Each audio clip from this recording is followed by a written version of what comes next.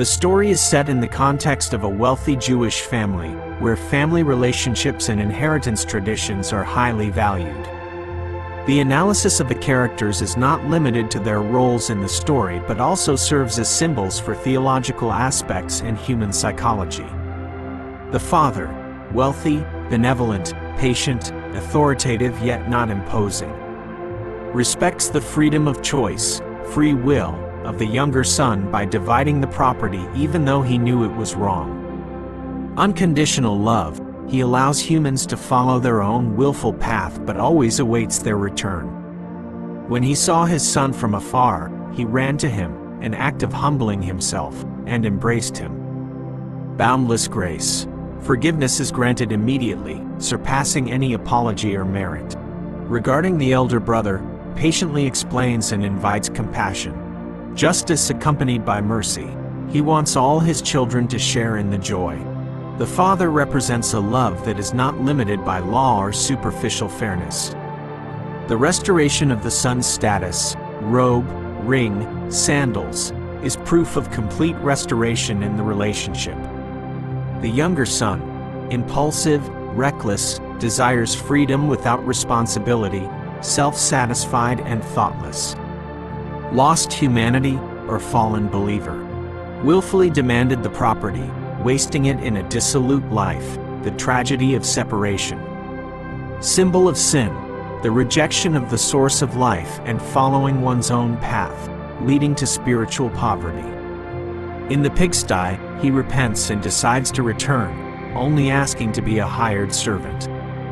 Repentance is the awareness of the fall and the desire to return to the relationship, even if he dares not reclaim his former status. The journey of the fall, tragedy and resurrection, dying and coming back to life. A lesson in recognizing the true value of love and relationship. The elder brother, hardworking, obedient to the law, self-righteous, harboring envy and bitterness. The self-righteous or law-keepers, those who do not understand mercy. Refuses to join the celebration and scolds the father for the injustice. Lack of compassion, they only care about fairness and personal merit. Feels deprived and resentful that his obedience is not rewarded as deserved, compared to the boundless grace given to his younger brother.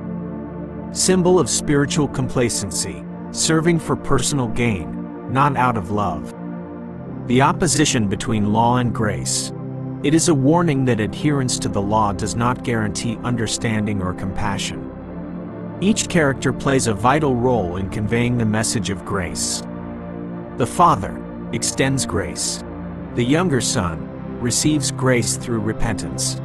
The elder brother objects to grace due to his self-righteousness.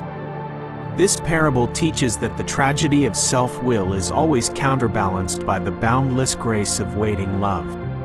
The journey of being lost.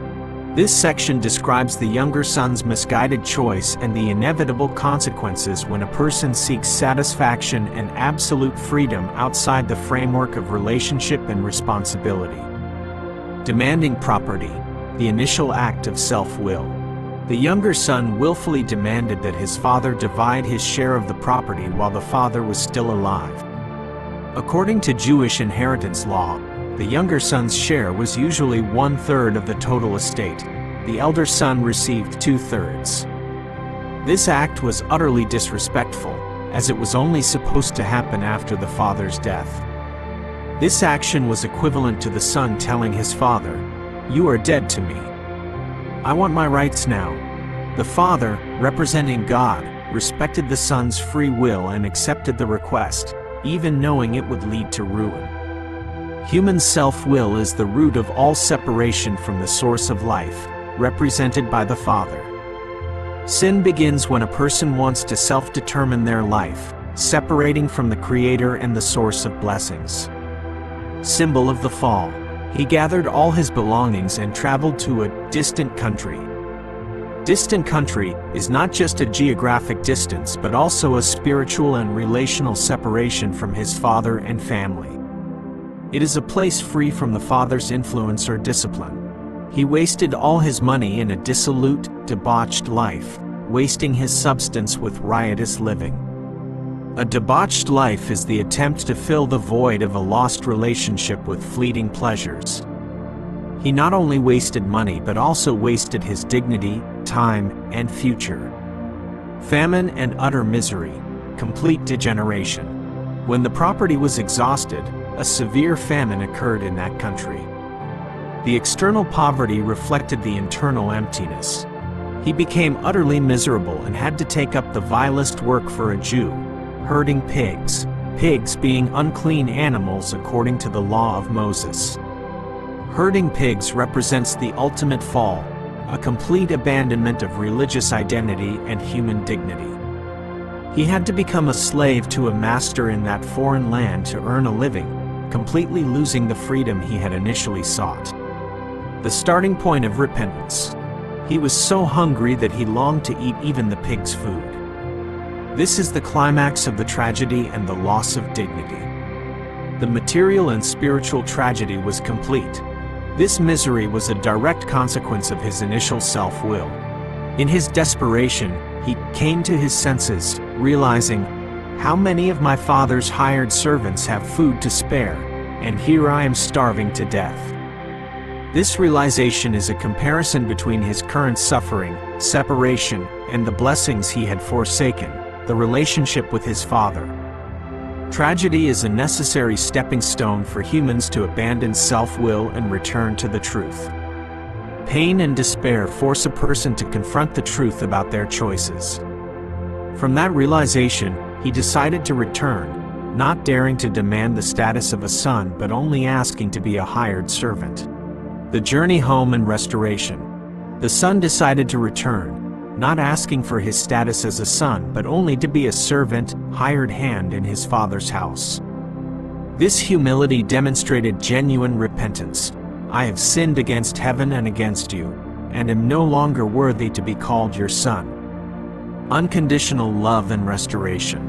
The father had always waited for his son.